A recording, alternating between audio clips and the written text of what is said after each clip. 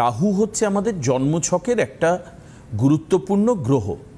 এটাও অনেকে জানেন যে রাহু যদি শুভ থাকে তাহলে মানুষকে প্রচুর অর্থ দিতে পারে এবং সেটা হঠাৎ করে দিতে পারে। রাহু ভালো থাকলে মানুষ হঠাৎ করে অনেক কিছু লাভ করতে পারে, এটা হচ্ছে রাহুর একটা আলাদা ক্যারিশমা। আবার রাহু খারাপ থাকলে অনেক কিছু নিয়েও নিতে পারে। এখন রাহুর উপর যদি অশুভ কোনো প্রভাব থাকে বা রাহু যদি অশুভ জায়গায় আপনার ছকে বসে থাকে বা রাহুর সঙ্গে এমন কোনো গ্রহ যোগ তৈরি করেছে যার ফলে সেটা একটা অশুভ জায়গায় রয়েছে, তাহলে অশুভ যোগ থেকে বেরিয়ে আসবার জন্য আমরা কি করতে পারি, বিষয় হচ্ছে আজকের এটাই নিয়ে আমরা আলোচনা করব। আমাদের সঙ্গে রয়েছেন জ্যোতিষপ্রজ্ঞা অনন্যাদি। আমি স্বাগত জানাবো অনন্যাদিকে আজকের অনুষ্ঠান। আমি প্রথমেই বলবো এই চ্যানেলের সমস্ত কর্তৃবৃন্দ এবং টেকনিশিয়ান ভাই যারা দূর থেকে দূরান্তরে পৌঁছে দিচ্ছে এই প্রোগ্রামটি এবং আপনারা দেখে উপকৃত হচ্ছেন, যারা দেখছেন তারা তো আছেনই, এবং যারা নতুন দর্শক প্রত্যেকেরই সুখ এবং সমৃদ্ধি কামনা করে আমার আরাধ্য দেবী শ্রী শ্রী তারা মায়ের চরণে প্রণাম জানিয়ে আমরা আমাদের এই অনুষ্ঠানটি শুরু করতে চলেছি। যেমন সঙ্গে থাকে আমার প্রিয় ছোট্ট ভাই দেবাশিস, তেমনি আজও আছে। এবার একটু বলো যে আমরা এই দেখো, রাহুর কুপ্রভাবে মানুষের জীবন তছনছ হয়ে যায়, সংসার ভেঙে যায়, একটা ভালো ছেলে সে খারাপ জায়গায় চলে যায়। হ্যাঁ, রাহু এরকম আমরা প্রচুর দেখেছি, প্রচুর নেশা ভাঙ করে পড়ে থাকে, মা বাবাকে মারধর করে, মানে রাহুর কুপ্রভাবটাই খুব খারাপ। কথায় বলে যে রাহুর করাল গ্রাস, হ্যাঁ হ্যাঁ, সব তছনছ করে দেয়। তাহলে সেখানে এই যে রাহুর মারাত্মক কুপ্রভাব, এই প্রভাব থেকে আমরা কিভাবে বেরিয়ে আসব?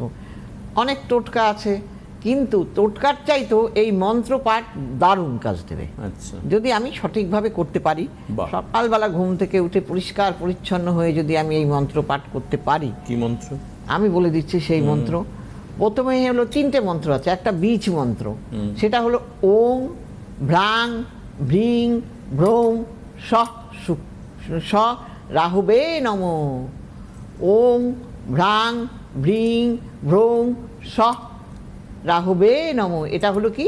এটা হলো গিয়ে রাহুর বীজ মন্ত্র। আর মূল মন্ত্র হলো ওং রাহুবে নমঃ, হ্যাঁ, বা ওং সিংহিকা পুত্রায় নমঃ, এটাও বলতে পারেন। আর যদি আপনি প্রণাম মন্ত্র করেন, সেই প্রণাম মন্ত্রটা হলো অর্ধকায়ং মহাবীর্যং চন্দ্রাদিত্য বিমর্দনম সিংহিকা গর্ভ সম্ভূতম তং রাহুং পুনমামাহম। এই মন্ত্রটা যদি পাঠ করা যায়, প্রণাম মন্ত্র আর তার সঙ্গে বীজ মন্ত্র, মূল মন্ত্র, এই 3টি মন্ত্র পাঠ করতে পারলে তাহলে কিন্তু জীবনে রাহুর সুপ্রভাব পাওয়া যায়। বাহ, কতদিন মানে কতবার করে করতে হবে? এটা যে যতবার করতে পারবে, সবাই তো পারে না 108 বার করা, মিনিমাম 108 বার করলে দারুণ করলে ভালো হয়। হ্যাঁ, তা এই প্রত্যেক দিন এই 3টে মন্ত্র যদি পাঠ করতে পারেন তাহলে রাহুর কুপ্রভাব থেকে আপনারা সুপ্রভাবে প্রভাবিত হবেন। আচ্ছা আচ্ছা, বাহ, বেশ, তাহলে আপনারা এটা করা শুরু করুন। আচ্ছা, এবার আমাকে একটু আরেকটা জিনিস ইন্টারেস্টিং বলো যে রাহু কখন অশুভ হয় বা অশুভ হয়েছে আমরা এটা বুঝবো কি করে?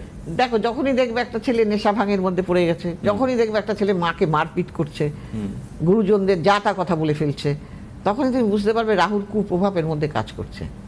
মানে আমি যে মানে আর তাহলে কোন গ্রহের সঙ্গে কম্বিনেশন? মানে রবি রাহু যেমন কম্বিনেশন, রবি রাহু যদি গ্রহণ দোষ হয় তাহলে তার মান সম্মান পরিবারের নষ্ট করে দেবে, নিজের মান সম্মান নষ্ট করে ফেলবে, অহেতুক লোকের সঙ্গে ঝামেলায় জড়িয়ে পড়বে। আচ্া, যদি এটা রবি রাহু গ্রহণযোগ হয়ে যায়, হ্যাঁ, তারপরে তার সরকারি রিলেটেড সব কিছুর মধ্যেই তার কোনো কাজ হবে না। আবার এই রাহু যদি দ্বিতীয় থাকে তার অর্থনাশ হয়ে যাবে। আচ্ছা, আবার এই রাহু তৃতীয় মানে লগ্ন অনুযায়ী দ্বিতীয় ঘরে যদি থাকে। আচ্ছা, এই রাহু যদি চতুর্থে থাকে তাহলে তার বন্ধু বান্ধব অত্যন্ত খারাপ হবে, পারিবারিক জীবনে তার সুখই হবে না। মানে যে বন্ধু সঙ্গ খারাপ বলে, সেই ক্ষেত্রে রাহু চতুর্থে জন্মছকে মানে লগ্ন অনুযায়ী জন্মছকে চতুর্থে থাকতে পারে আর কি, একটা সম্ভাবনা। পঞ্চমে থাকলে বাজে ছেলে মেয়ের কবলে পড়ে যাবে। রাহু কোন ঘরে থাকা সব থেকে ভালো মোটামুটি? রাহু সবচাইতে উচ্চস্থ হয় মিথুনে। আচ্ছা, আর নিচস্থ হয় তার বরাবর তার উল্টো রাশিতে আর কি। মানে মিথুনে যদি রাহু থাকে তাকে অনেক কিছু দেবে।